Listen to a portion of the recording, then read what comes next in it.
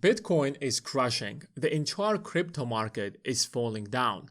$20 billion worth of crypto was wiped out. This is more than what the stock market lost during 1929 stock market crash that led to the Great Depression of 1929. What exactly is happening to crypto? This is the largest crypto crash since April and March of this year. It seemed like crypto is growing and everybody was waiting for a new record. Crypto or Bitcoin supposed to hit $200,000, $500,000, or maybe even $1 million. And here we are witnessing another major crypto crash. So let's find out what exactly is happening and why the price of crypto suddenly collapsed. If you're ready, give this video a thumbs up and let's get right into it. The price of Bitcoin has fallen by 10%. And while 10% is nothing new for Bitcoin because Bitcoin fluctuates a lot, any turmoil that happens in the market, it instantly impacts the price of Bitcoin and crypto in general. Because crypto is still a very small asset class. The total value of the crypto is $4 trillion. And Bitcoin represents about 60% of that at about $2.2 trillion. Yes, that's a lot of money. And some people might say, crypto is really big because it hit $4 trillion. If you compare it to the stock market worth $65 trillion. Another major asset class is the bond market that's worth $60 trillion.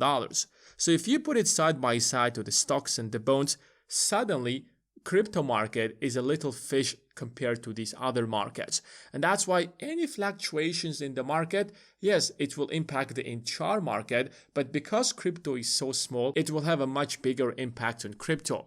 In fact, the total valuation of Nvidia, a single stock in the stock market, is worth more than the entire crypto market. That is the difference in size. To understand what's happening, you have to understand between safe havens and growth assets. We have two types of assets in the market. Safe havens. These are the assets that historically has proven that they are crisis resistant. Anything is going to happen, yes, their prices could fall in the short run, but they have proved themselves to hold, to preserve wealth, such as gold. And that's why whenever there is a crisis, you instantly see gold prices rising dramatically. On the other side, you have growth assets. These are innovative, new assets that rise dramatically in value. But whenever there is a turmoil in the market, investors are not worried about making extra returns, but investors are thinking about how to preserve their wealth. And crypto is a growth asset. Because Donald Trump has imposed a 100% tariff on China and the trade war now is renewed between the two major economies, it created a shock in the market. It impacted the bond market, it impacted the stock market, and it impacted the crypto market. The stock market has fallen by about 2%. And that's because the size of the stock market is much bigger than the size of the crypto market. And that's why a lot of wealth is simply moving away from growth assets into more traditional assets that has proved themselves historically, such as gold. And that's why there is a crisis. But if you look at the gold prices, it is hitting a new record. It's also about liquidity. You want to be able to instantly turn your assets into a real cash whenever you want them. But if it's a growth assets, yes, in the long run, Bitcoin might actually reach $1 million or maybe even $10 million per Bitcoin. Who knows what's going to happen? But as a rational investor, you want to ensure that you can liquidate your assets at any moment. If you have gold, you can sell it. Does not matter whenever you're selling it. Whether you're selling it during good times or bad times, you can sell it. But with crypto, that hasn't yet proved itself. Now, when I say proved itself, you need decades and decades for the asset to prove itself. Crypto has emerged back in 2008 or in 2009, so it still has a long way to go to prove itself as an asset that can preserve wealth historically. The real question is, will crypto continue crushing? Since 2020, institutional investors started investing in crypto. So you have a lot of money moving from Wall Street and is being invested in crypto. And the way that traditional investors or institutional investors diversify their risks is by investing in multiple different assets, in multiple different cryptos by creating ETFs. An ETF is a financial institution created to diversify investments. So we have multiple crypto ETFs that invest in Bitcoin, Ethereum, XRP, and a lot of other cryptos. And then investors are investing in ETFs. Because there are so many ETFs created to invest in crypto, there is a constant demand for crypto. Yes, the price of Bitcoin or the price of crypto can keep falling down, but there is a certain threshold that it cannot actually fall below it because there is institutional money that is backing it. And that's why these short-term fluctuations are just short-term fluctuations. They won't drive the price of crypto or Bitcoin to zero because there is so much money that is backing crypto from Wall Street and institutional investors in general. But here is the real reason why crypto is crushing. Since we have a pro-crypto president, since Donald Trump assumed office, he's been passing different laws to make crypto much more mainstream.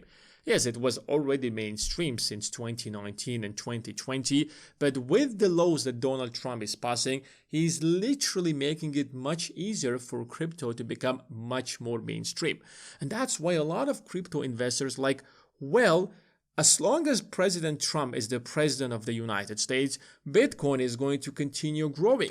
So I want to capitalize on the growth of crypto. Yes, in the short run, there could be fluctuations, but overall, the trend is very clear. Since April of this year, it has grown from $75,000 to $112,000. But because crypto and Bitcoin in general no longer grow by thousands of percentages, a lot of people in the crypto market are over-leveraged. So they're not just investing their money, but they're borrowing money to invest up to the size of their portfolio. So for example, if I'm actually making 10% on $100, I made $10. But if I borrow money, for example, at a ratio 10:1 and it grows by 10%, suddenly I'm making 100%. And some people are over-leveraging by 50 to 100 times. It is very normal in the crypto market to be over-leveraged at that rate, but there is a huge risk. Yes, on one side, you can make a lot of money when the price of crypto is growing, but the question is, what is happening when the price of crypto is falling? Your broker, who actually allowed you to use leverage, is going to automatically exit your position if the size of your losses exceed the size of your portfolio. So if you're sitting on $10 million and you're over leveraged, suddenly $10 million will be wiped out just like that because the price of Bitcoin has fallen below a certain threshold. You no longer have control over your portfolio. It is your broker that is going to exit your position automatically because you used leverage. If it was your crypto and suddenly the price is falling, you actually don't care about it. So what? I'm just going to wait. The price is going to recover. In the long run, I will end up making a lot of money. But if you're over leveraged, you no longer have that choice. And that's why instantly $20 billion was wiped out of the market. And that's why we have such a huge crisis in the crypto market right now. So if you're investing, first of all, do not over leverage. Even if you're using leverage, you should have a really great plan, and you must be 100% confident that you are going to win with this transaction. You are going to win with this deal. And that's why before entering into the market, you must educate yourself. You must equip yourself with the right tools and the right knowledge to have a really solid plan that will allow you to win in this economy and not just get into the market and lose money like those people who lost $20 billion in total. So if you're ready to take that step, then check out the first link in the description of this video. Thanks for watching, guys, and I will see you in the next one.